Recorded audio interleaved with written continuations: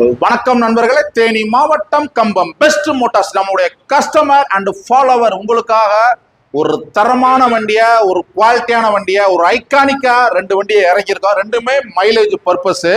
இந்த ஃபர்ஸ்ட் வண்டி பார்த்தீங்கன்னா ரெட் கலரு டிவிஎஸ் போட்டு 2014 மாடலு செல்ஃபு அலாய்வில் ரெட் கலர்ல தரமான வண்டி.